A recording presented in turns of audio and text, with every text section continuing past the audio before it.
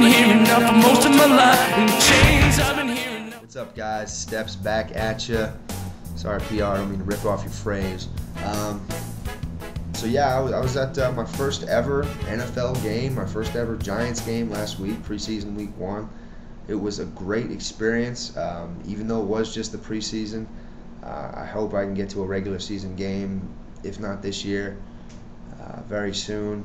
And you know what made it great? It was just, first of all, it was a lot of fun, but the team looked really good. First team defense looked very strong, forced punts on the first 3 possessions, only gave up 3 first downs against a very talented running team. Got pressure on the quarterback, forced some turnovers throughout the game. Eli looked strong on the offensive side of the ball, looked poised. The running game was still there. You know, all this despite missing some starters on both sides, without both starting guards. Steve Smith was out. On the defensive side of the ball, both our starting corners were out. Defensive tackle situation still up in the air. I thought the team looked really good, and both pillars of what would have made the Giants so successful of over the past few years are still there. You know, control the line of scrimmage, control the clock. It's so far so good. And you know that it's a good thing because the Giants are dealing with a very competitive conference. What I think is going to be this year. I mean, the divisional alone, the East, is always a huge battle, and but I think there's a lot more teams in contention in the South and in the North this year than there have been in previous seasons. So, liking what I've seen so far, week 1, and you know, I'm trying to get a little bit of a sense for what the divisional opponents are looking like. From what I've seen, Dallas and Philly, their offenses have both looked very, very good. Still trying to get a read on the Philly D with all the changes and losses they've had this offseason. Dallas D, I'm also still trying to get a feel for.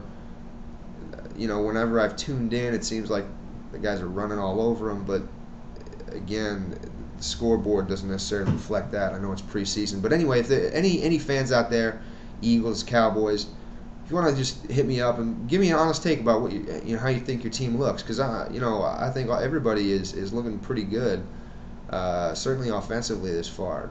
Redskins, I know they were out without Hainsworth the first week, and their defense, you know, could be something to reckon with. Offensively, they were hurting. But anyway, hit me up if you're a divisional rival fan. Definitely be curious to hear your take on how your team's looking so far through the first couple weeks. I'm going to get to tonight's game in just a second. I wanted to touch on a little bit of the news this week. Of course, first, you know, the return of number 4, Brett Favre, again.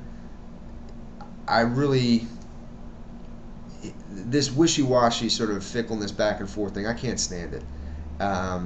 He's a great player and a Hall of Famer and a legend, but it's just, for me, it just doesn't reflect well on him. And as far as his impact on the Vikings are a very talented team without a doubt. For me, they are still very, very inconsistent.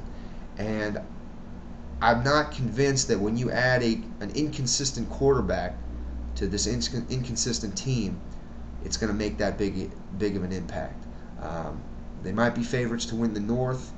I don't know. It could be tough with Chicago and Green Bay both making big leaps this offseason. But as far as their overall impact on the NFC as a whole, I don't see it yet. Maybe I'll be proven wrong. And of course, last night Favre made his debut, and you know, he was like 1 for 4 for like 5 yards, 4 yards. Tavares Jackson blew it up last night. I saw highlights of him. He looked incredible. He had 75% completions, a couple touchdowns, 200 yards. Guy's playing for his job.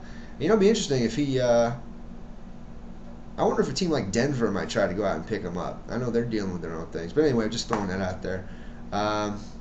The other story, of course, Plaxico Burress pleading guilty, 2 years in jail. You know, I feel like when you get over the initial resentment of the way he handled it, of the effect it had on the Giants, you're only left with a feeling of sadness and sorrow for him and his family. I mean, it's just, here's a guy that had the world in the palm of his hands, and he threw it away. He threw it away by making dumb decisions. Now, whether or not the penalty is appropriate, you could argue it isn't. But, I mean, the law is the law. And I'm going to go as far as to say, like, look, without this penalty, without him receiving this harsh consequence for his mistakes, this whole scenario loses so much of its significance. Because the lesson here is not, oh, I took a gun into a club, shot myself in the leg, I made a mistake. The lesson here is you have to be smart with the decisions you make, because you could hurt yourself, you could hurt other people, and then you could get in the argument, Dante Stallworth, he killed somebody, whatever. Yeah, both situations are terrible. But I'm saying for a guy like Plaxico, who could have probably done a lot better at coming out of this if he had not been so arrogant and convinced that he could get off without prison time, the lesson is not the same without this sentence. And as difficult as it is for former fans of the guy, for former teammates of the guy, I feel like ultimately it's the type of thing that has to happen for progress to be made. I don't know. Anyway, but on to tonight's game. I've really sort of developed an appreciation now for the preseason because of the number of young, talented players we have on the team that really need the opportunity to develop and step up. I'm really starting to view the preseason now more as a great chance for guys to develop. We're going to see a little bit more about what this team is working with tonight against the Bears. I'm looking for us to try and, experiment a little bit more with the passing game tonight. I think the coaching staff is aware that they need to get a better sense of what we're working with. And I hope that the younger guys, especially the rookies, Nix, Barton, I hope Manningham too, these guys can all get a chance to work in with the first string, work in with Eli a little bit. I think Hickson and Smith, we know what we have after the better part of a quarter. Hopefully give way to the other younger guys to sort of get a chance to go out there and show what they got. But the podcast I do with my buddy, he happens to be a huge Bears fan. And this morning we got together, we chatted for a little while about the game, comparing positions, things to look for tonight. So definitely for any Giants fan curious as far as what we're going to be going up against, any football fan curious as far as what each team's going to be bringing to the table tonight, what to look for. New podcast is up on the blog. The link is to the side. Tomorrow I hope to be back with a little review of what's going on. I will post the link to the blog post there on the side of this video as well. Anyway, so yeah, week 2 of the preseason. Fantasy football's around the corner. The regular season's around the corner. It's raining out, man. It's like fall is coming. Yes, it's going to be great, man. Finally, before I go, though, shout out to my crew, the Giants Mafia. Very pumped to be rolling with such a strong group of video makers, a lot of classy cats up in there, and looking forward to a great season.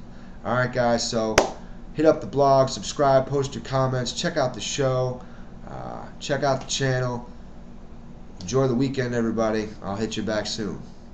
Peace.